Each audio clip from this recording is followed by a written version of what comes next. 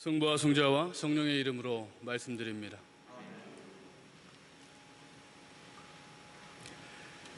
지난 한 주를 보내면서 여름이 본격적으로 시작되었다는 것을 실감할 수 있었습니다. 그런데 우리를 더 힘들게 하는 것은 코로나19로 인해 마스크를 써야 한다는 것이 아닐까 하는 생각도 들었습니다. 그렇지만 개인과 다른 이들을 위해 이 어려움을 잘 이겨내는 우리 모두가 되기를 바랍니다.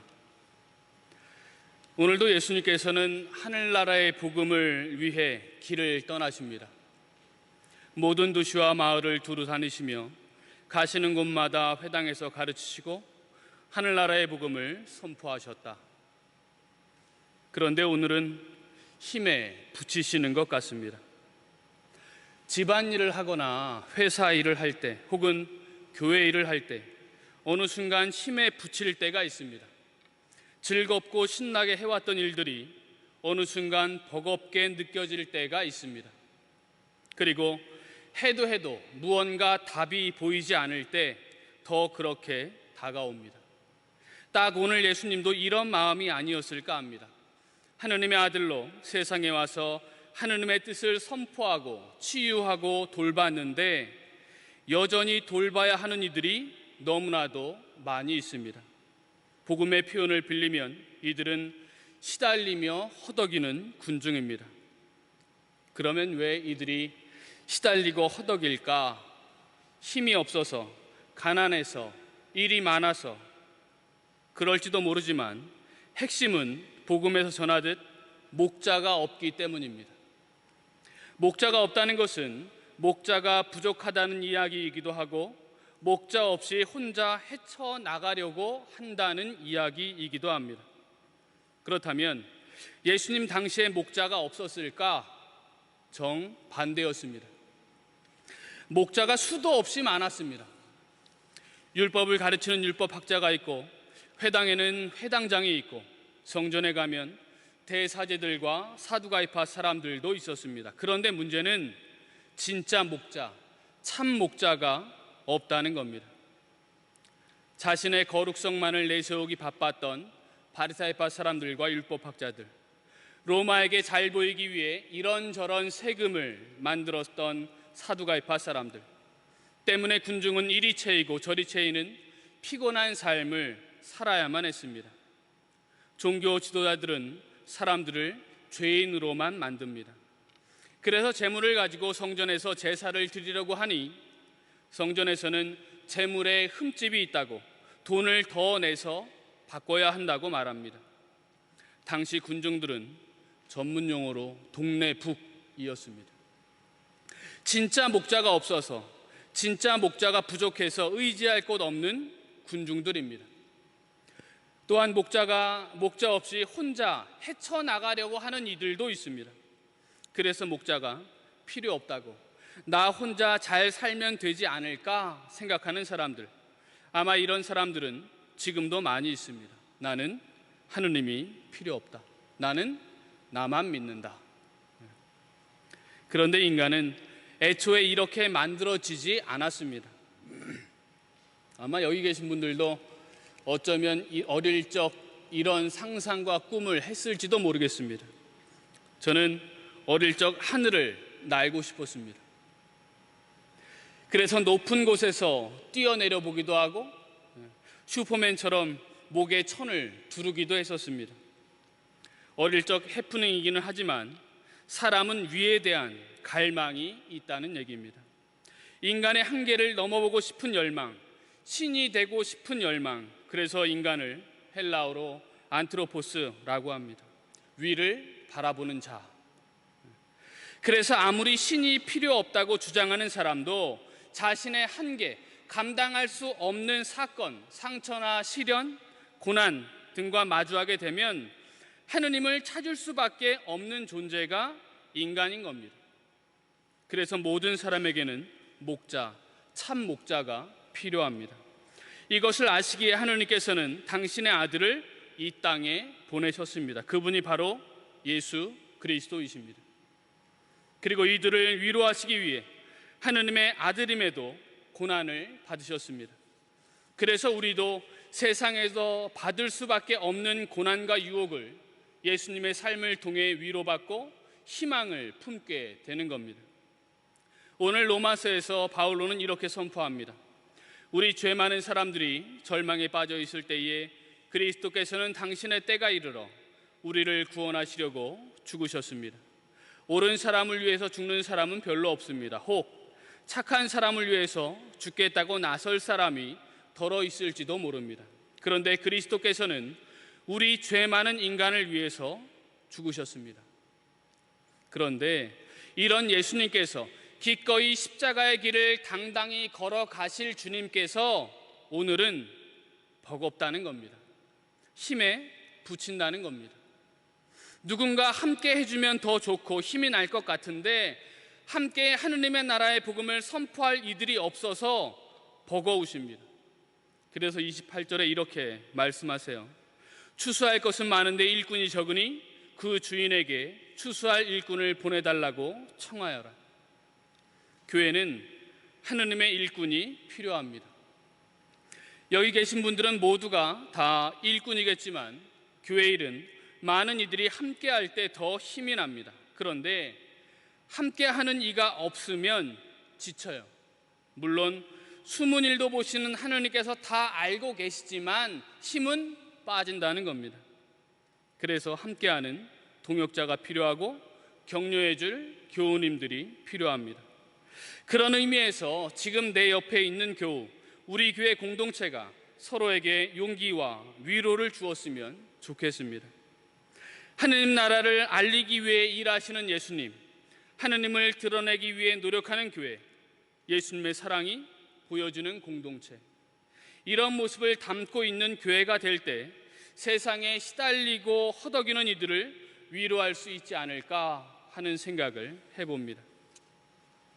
그런데 여기서 한 가지 더 생각해 봐야 할 것 같습니다.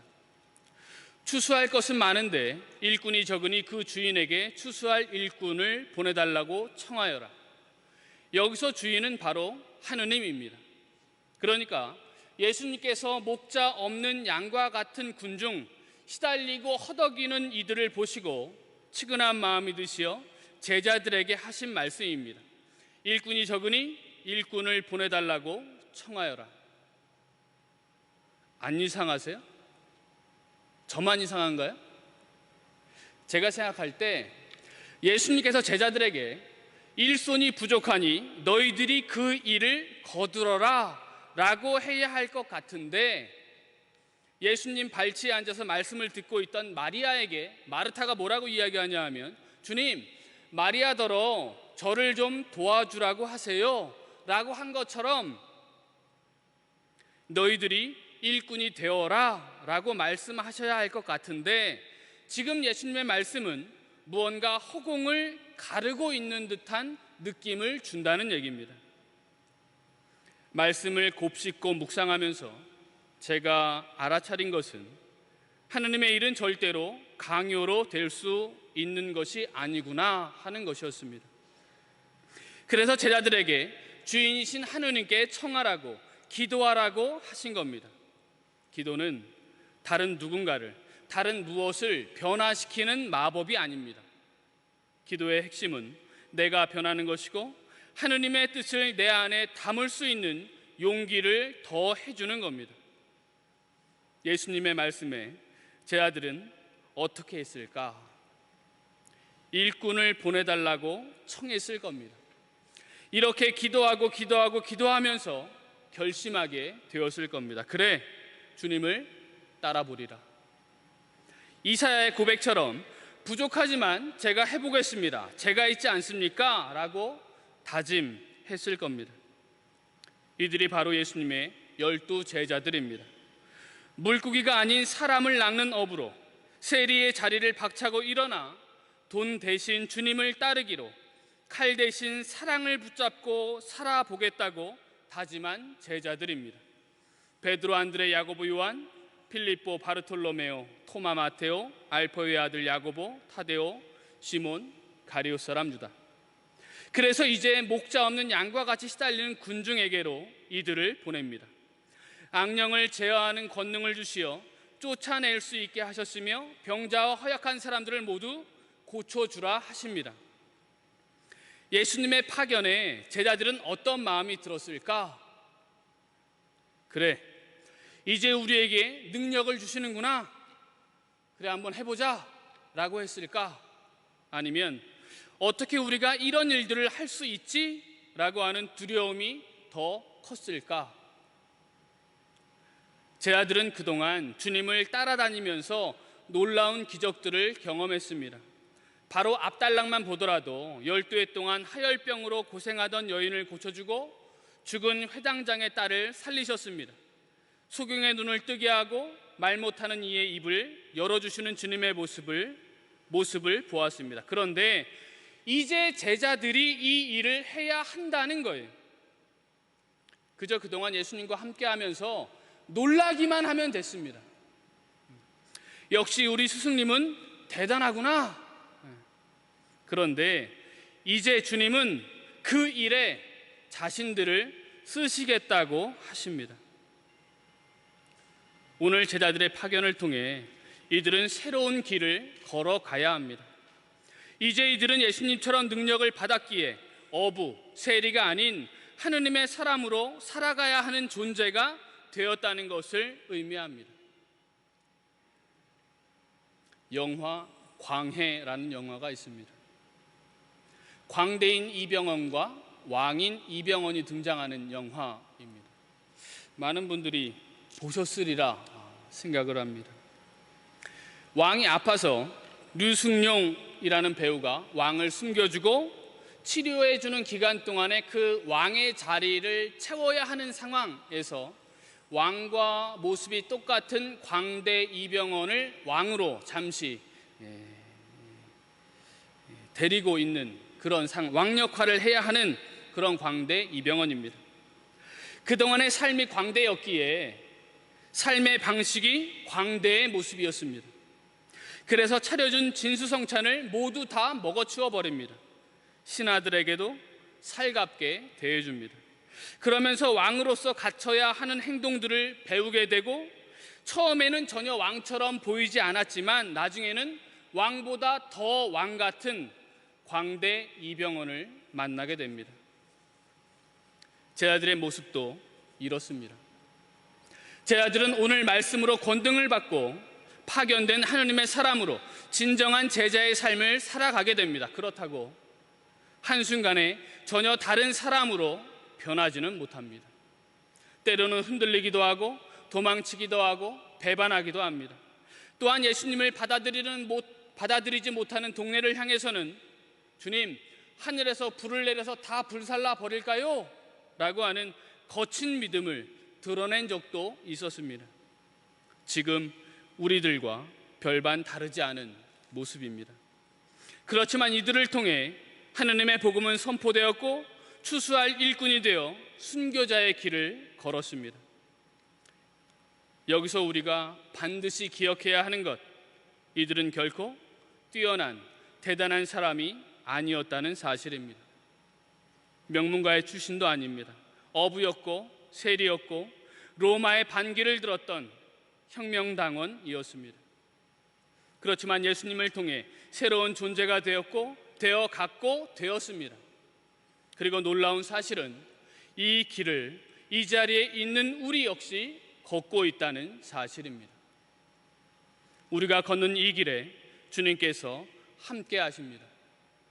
제자들에게 능력을 주셨던 것처럼 우리 앞에 놓인 어려움과 두려움을 이겨나갈 용기를 우리에게도 똑같이 주실 것입니다. 마지막으로 다시 한번 주님의 요청에 귀 기울였으면 좋겠습니다.